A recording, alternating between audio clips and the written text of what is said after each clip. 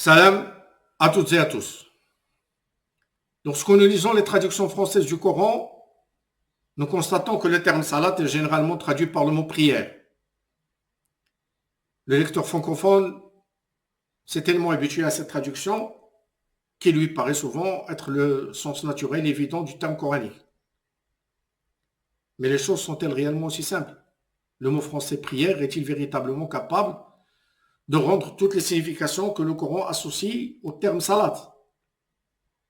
Pour répondre à cette question, il n'est pas nécessaire de revenir aux traditions exégétiques ou aux débats théologiques. Il suffit de revenir au Coran lui-même et d'observer les différentes utilisations du terme salade dans leur contexte respectif. La première chose qui attire l'attention est que le Coran n'utilise pas toujours le mot salade dans un seul et même contexte, ni pour désigner une seule et même réalité.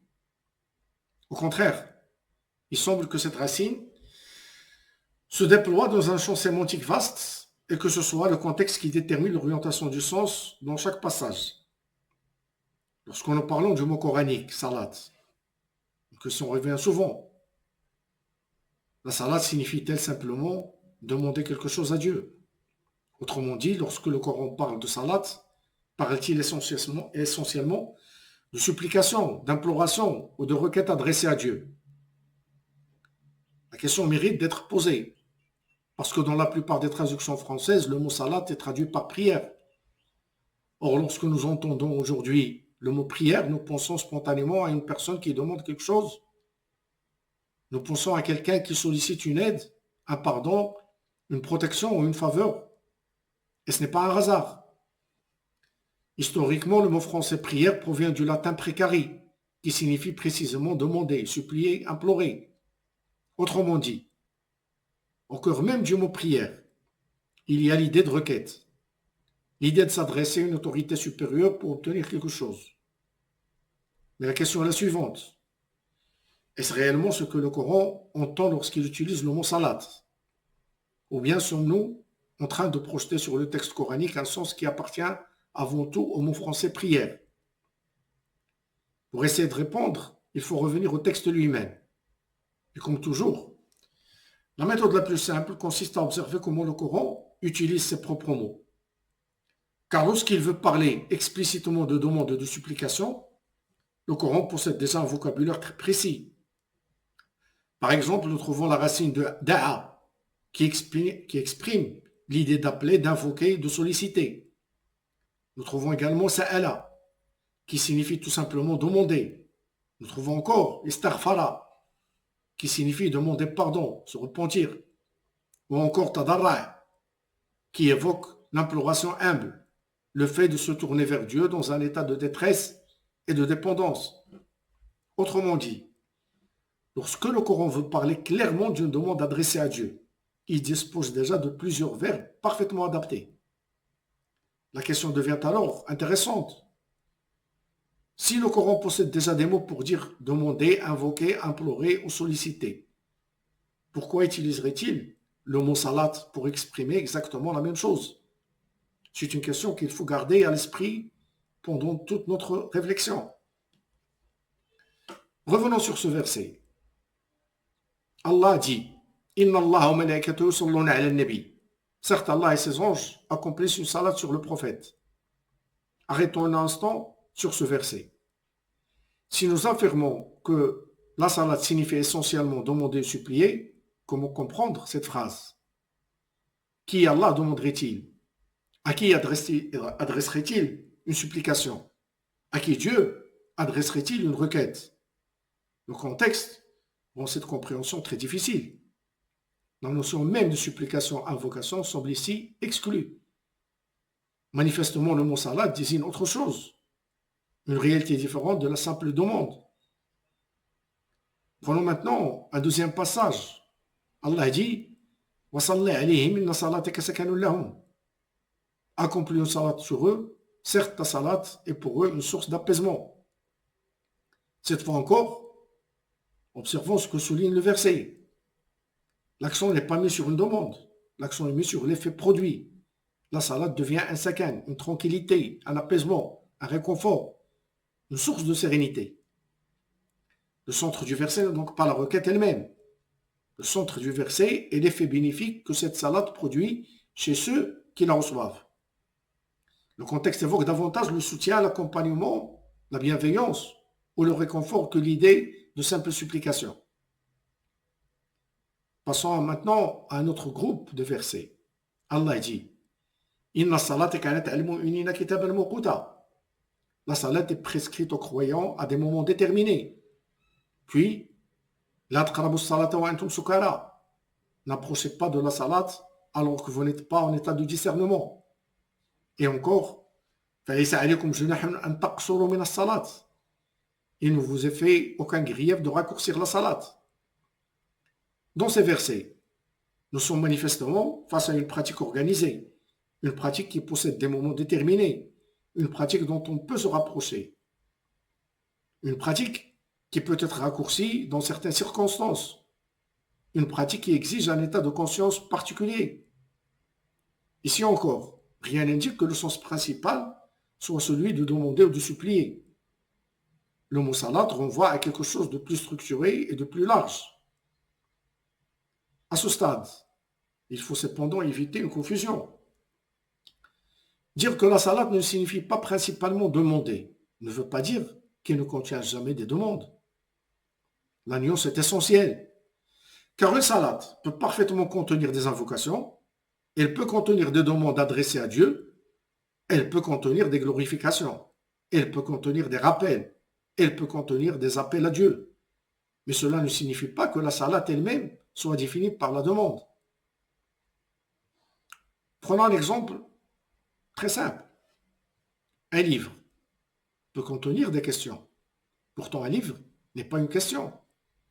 De la même manière, une salade peut contenir des invocations sans être réductible à l'invocation. Une salade peut contenir des demandes sans être définie par la demande. Cette distinction est importante, car elle permet d'éviter de confondre le contenu d'une chose avec sa définition. Lorsque nous observons l'ensemble des contextes coraniques, il devient donc difficile d'affirmer que le noyau central du mot salat est l'idée de supplier ou d'implorer. Prier. Prière. Les usages du Coran semblent orientés vers une réalité plus vaste, une réalité qui peut inclure l'invocation sans s'y réduire, une réalité qui peut inclure la relation avec Dieu, une réalité qui peut inclure le soutien et l'accompagnement, l'action d'Allah envers son prophète, et une réalité qui peut également désigner une pratique culturelle gestuelle prescrite aux croyants. La conclusion est donc relativement simple. Je ne prétends pas avoir épuisé toute la signification du mot salat, mais ce que je peux constater, c'est que lorsque le Coran veut parler explicitement de demande, de supplication ou d'imploration, il utilise déjà des verbes très clairs, comme invoquer, da'a, demander, sa'ala, repentir, starfara, ou implorer humblement, tadarra'a. En revanche, lorsque le Coran emploie le mot salat, les contextes observés ne montrent jamais de manière évidente que la demande ou la supplication constitue son sens principal. Et c'est précisément ce constat qui nous amène à nous interroger. Le mot français prier, dont le sens historique est centré sur la demande adressée à une autorité supérieure, est-il réellement capable de rendre toute la richesse et toute la diversité du terme coranique salat? Ou bien avons-nous progressivement fini par confondre un aspect possible de la salat avec la totalité de sa signification? C'est une question qui mérite d'être posée. Et peut-être que la meilleure manière d'y répondre n'est pas de repartir ou de partir des habitudes linguistiques modernes, mais de revenir encore et encore au texte coranique lui-même, afin d'observer comment celui-ci utilise réellement le mot salat dans chacun de ces contextes. Lorsque nous rassemblons tous ces usages coraniques, un constat s'impose. Le mot salat ne semble pas enfermé dans une seule signification. Selon les contextes, le terme salat semble renvoyer à différentes réalités que le texte coranique lui-même invite à distinguer. Comme je l'ai dit, il peut renvoyer une relation particulière, il peut renvoyer une forme de lien, de proximité et de connexion. Il peut renvoyer un soutien, un accompagnement, une assistance ou une sollicitude selon le sujet concerné. Il peut également désigner la pratique culturelle gestuelle prescrite aux croyants, organisée dans des temps déterminés et encadrée par des dispositions spécifiques. Ainsi, plutôt que d'enfermer la salade dans une définition unique, il semble plus prudent de laisser chaque contexte préciser la nuance particulière que prend le terme dans le passage considéré. La question devient alors inévitable. Comme je l'ai dit, je le répète, le mot français prière peut-il réellement porter à lui seul toute signification?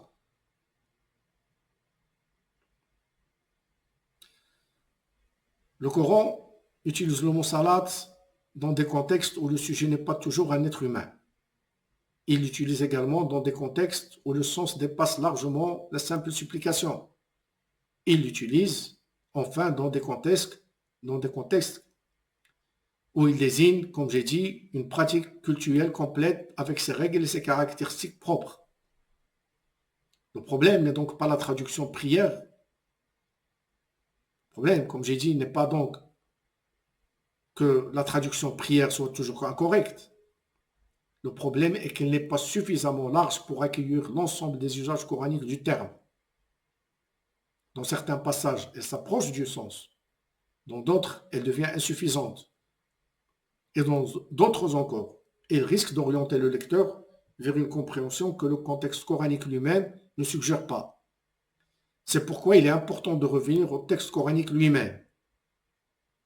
La démarche la plus proche du texte consiste non pas à imposer une signification unique à toutes les occurrences du mot, mais à laisser le contexte déterminer l'orientation du sens dans chaque passage. La salate n'est donc pas l'invocation ou la supplication. Elle n'est pas nécessairement le lien seulement. Elle n'est pas nécessairement la pratique culturelle seulement. Elle apparaît plutôt comme un terme coranique englobant donc les significations elle apparaît plutôt comme un terme coranique englobant dont les significations gravitent autour de la relation, du lien, du soutien, de l'accompagnement et de la pratique culturelle, tandis que le contexte précise à chaque fois la nuance visée. Lorsque nous prenons conscience de cela, nous comprenons que réduire toute la salade coranique au seul mot français prière ne permet pas de restituer toute la richesse du terme tel qu'il apparaît dans le Coran. Peut-être alors que la véritable question n'est pas comment traduire salat, mais plutôt existe-t-il réellement dans la langue française un seul mot capable de porter à lui seul toutes les dimensions du terme coranique salat?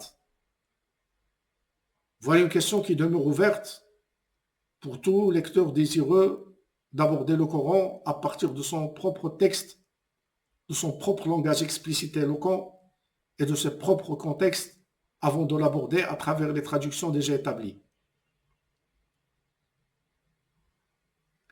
Revenons sur ce verset. قل ادعوا الله وادعوا الرحمن أيما تدعوا فله الأسماء الحسنى ولا تجهر بصلاتك ولا تخافت بها وابتغ بين ذلك سبيلا. Dit, invoquez Allah ou invoquez le tout miséricordieux, quel que soit le nom par lequel vous l'invoquez, à lui appartiennent les plus bons noms. Et ne hausse pas excessivement la voix dans ta salat et ne la baisse pas. Nous remarquons ici que le verset mentionne à la fois l'invocation et la salat dans le même contexte. Ce constat mérite une attention particulière.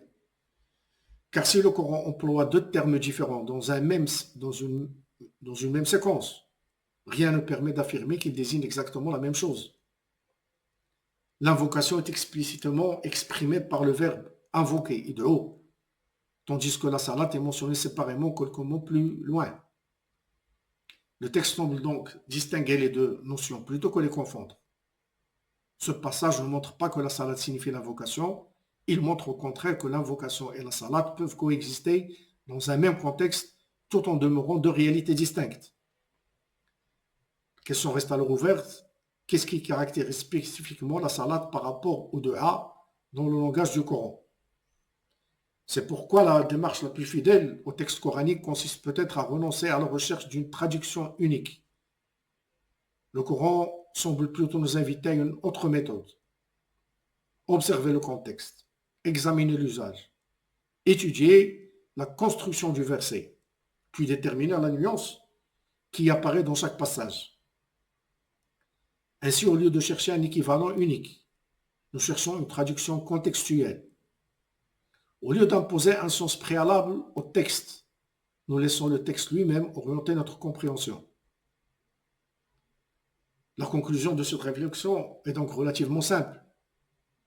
Si nous avons montré que salat ne peut pas toujours être réduite au mot prière, nous ne devons pas pour autant tomber dans l'excès inverse en cherchant un autre mot unique qui remplacerait systématiquement prière.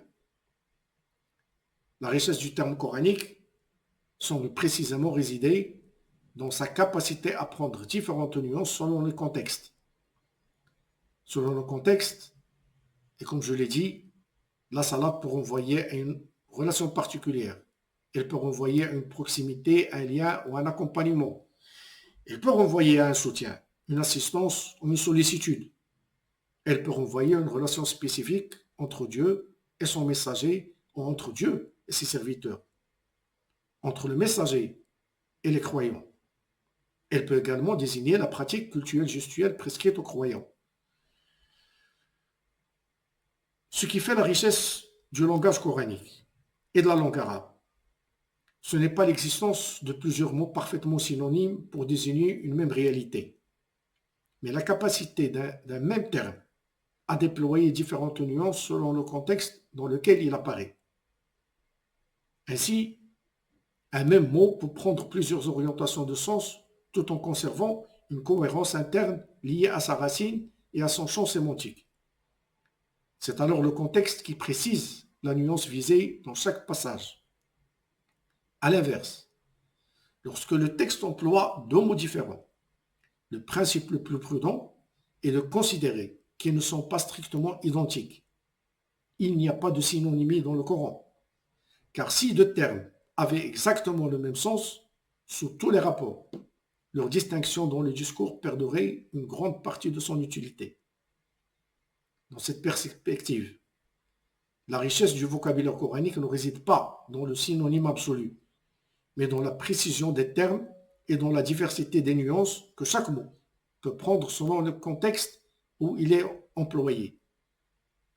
C'est pourquoi l'étude d'un mot coranique ne consiste pas à lui attribuer un sens unique et figé, mais à suivre ses différents usages à travers le texte afin de comprendre comment le contexte en oriente la signification.